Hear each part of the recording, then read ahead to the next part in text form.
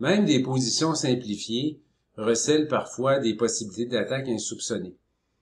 Et mieux que quiconque, Carlsen sait les trouver, ne serait-ce que en faisant preuve de combativité. Ici, si on regarde la position, qu'est-ce qu'on voit? On voit pas beaucoup de possibilités d'attaque, ni d'un côté ni de l'autre. Bien sûr, les Blancs jouissent de la paire de fous contre une paire fou-cavalier, mais le fou de case blanche des Blancs ne semble pas particulièrement avoir des possibilités prometteuses. Hein? Si on regarde les pions noirs, ils sont tous sur case blanche de façon à limiter au maximum l'activité du fou en C4. Par conséquent, que peuvent faire les Blancs ici?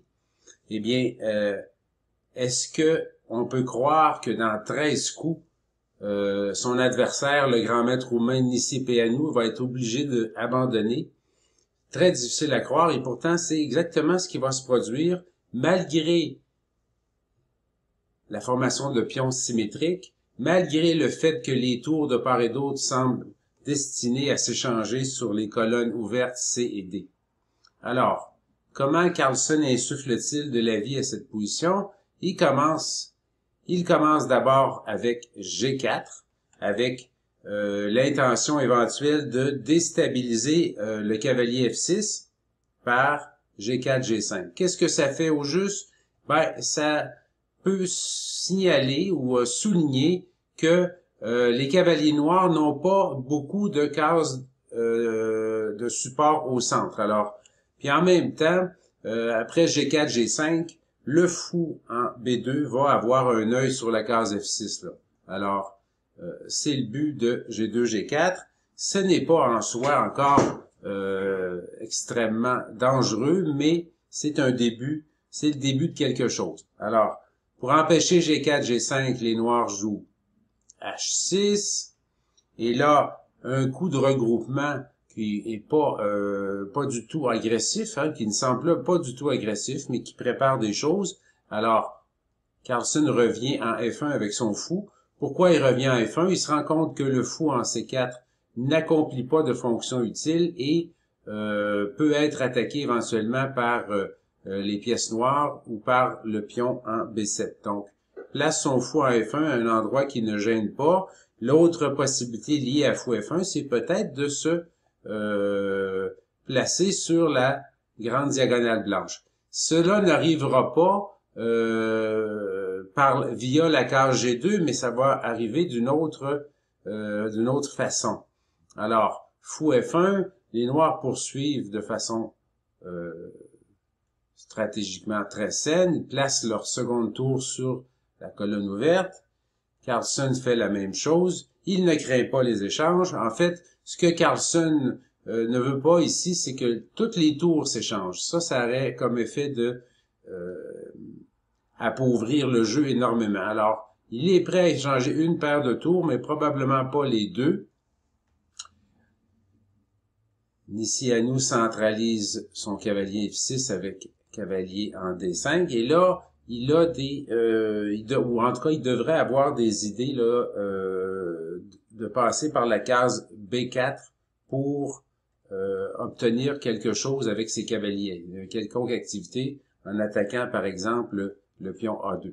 Alors, cavalier en D5, Carlsen poursuit son idée de venir contrôler la case F6 avec un pion. Alors, il joue H4 avec l'idée G4, G5, toujours avec un œil sur la case F6. Donc, H4, Nicipeanu joue ici roi E8 pour se soustraire à un échec éventuel en F6. Ce n'est pas un coup très actif, c'est un coup plutôt passif, mais Nicipeanu n'est pas vraiment conscient du danger, et je pense que beaucoup d'autres grands maîtres n'auraient pas été conscients non plus de ce danger-là. Alors, Carlsen poursuit son plan.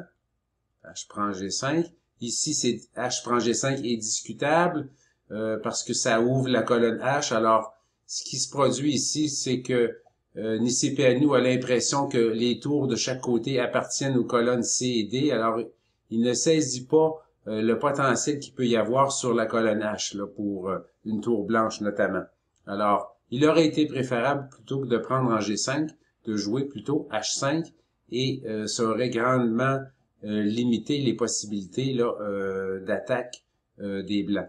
Alors, H prend G5. Le fou recule en E7 pour contrôler F6. En même temps, avoir un œil sur le pion G5. Garder le cavalier en F3 attaché à la défense du pion G5. Donc, fou E7, très plausible. Le roi blanc s'avance en G2. Roi blanc s'avance en G2. Il a le plan d'utiliser la colonne H commence à se déployer. Et ici, Nicéphanu manque de vigueur dans son jeu. Il manque de vigueur dans son jeu. Ce qu'il aurait dû jouer probablement ici, c'est un coup plus actif que cavalier en B6. Cavalier en B6 est difficile à comprendre autrement que par la volonté d'échanger les tours sur la colonne D, ce qui n'est pas en soi une mauvaise idée, mais un coup comme cavalier C en B4 aurait été plus intéressant, quitte à provoquer le coup A4 et ensuite jouer cavalier en B6 avec là une situation qui fait en sorte que l'échange des tours est plus difficile là, pour les Blancs. C'est-à-dire d'éviter l'échange des tours est plus difficile. Donc, cavalier en B6. Et là, un très très fort coup positionnel de la part de Carlsen. Il saisit l'occasion là pour valider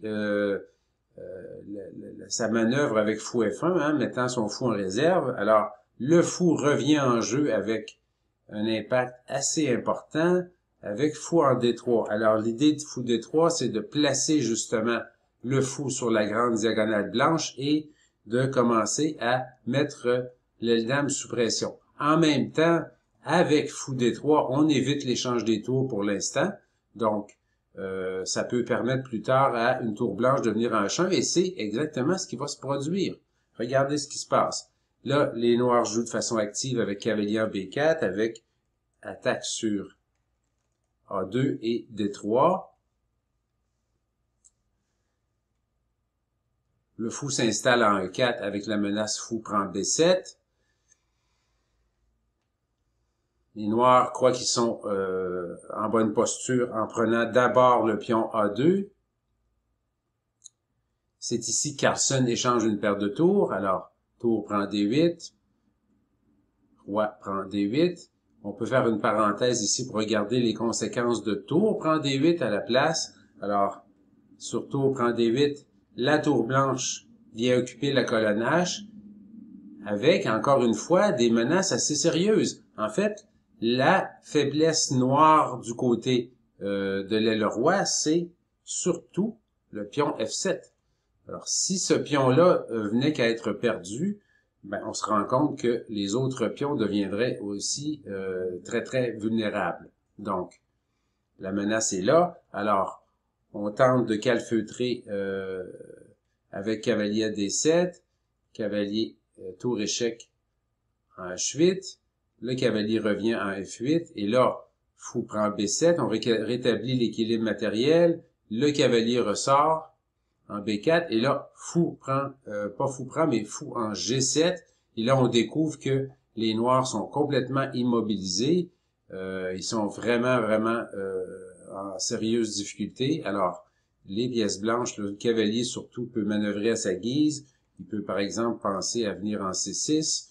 Pendant ce temps-là, on constate que la paire de fous blancs qui tout à l'heure semblait tout à fait inoffensive est devenue visuellement là, très très active et elle a accès à toutes les cases d'échiquier, tandis que les cavaliers noirs ont de la difficulté et en particulier celui en F8. Donc cette variante-là aussi nettement en faveur des blancs. Alors on retourne à tour prend D8, le roi noir reprend. Et là, tour H1. Et là, soudainement, la position noire est critique et même perdue. Fou prend B7 est menacé.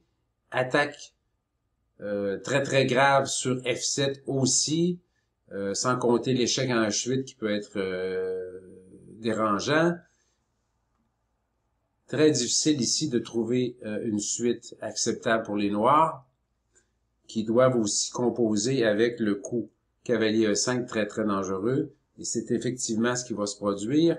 Alors, cavalier D5, le cavalier revient en jeu pour protéger le pion B7, mais ça ne suffit pas. Après cavalier E5, là on se rend compte que le pion F7 est totalement indéfendable. Le pion D5 est totalement indéfendable. Alors, en désespoir de cause, Nicipeanu a tenté d'échanger ce pion-là, d'échanger le pion F7 par F5. Et après, tout simplement, fou prend D5. Il a abandonné, c'est-à-dire 13 coups après la position de départ qu'on avait tout à l'heure. Position de départ, je le rappelle, les dames sont échangées, la structure de pion est symétrique, tout semble en équilibre, les tours sont sur le point d'être échangés sur les colonnes centrales, et rien ne laisse prévoir une débâcle rapide, et pourtant, avec des coups relativement simples, G4, H4, G5, Carlsen est arrivé à ses fins. Ici, on poursuit un petit peu pour, encore une fois, éclaircir la position finale. Alors, qu'est-ce que les noirs peuvent faire ici? Ben, évidemment, ils vont reprendre le fou. Et là, tour H8, échec. Roi en C7. Tour en H7 maintenant. Là, c'est le fou E7 qui est en difficulté. Roi en D8. Et là, il y a toutes sortes de coups possibles. Par exemple, fou en D4. Probablement le meilleur coup. Fou en D4 avec maintenant une sorte d'attaque de mat, hein? Ou en tout cas qui va gagner du matériel, soit avec fou en B6, échec, suivi de l'échec de tour ici. Parallèlement à ça, le pion G6 est toujours en prise. Alors, une attaque des trois pièces ici, cavalier, fou et tour contre le roi qui est exposé et les autres pièces noires là, qui sont complètement inefficaces. On pourrait analyser à plus en détail les variantes, mais de façon assez facile, là, je pense que presque tout le monde va être capable de figurer ce qui se passe là dans cette position.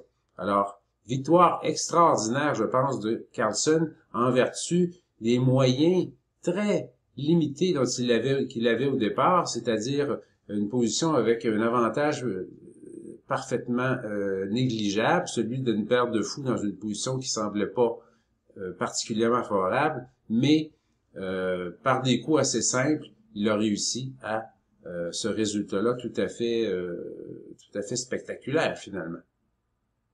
Alors oui, même sans les dames, avec très peu de moyens, on peut espérer créer quelque chose en termes d'attaque dans ces cas-là.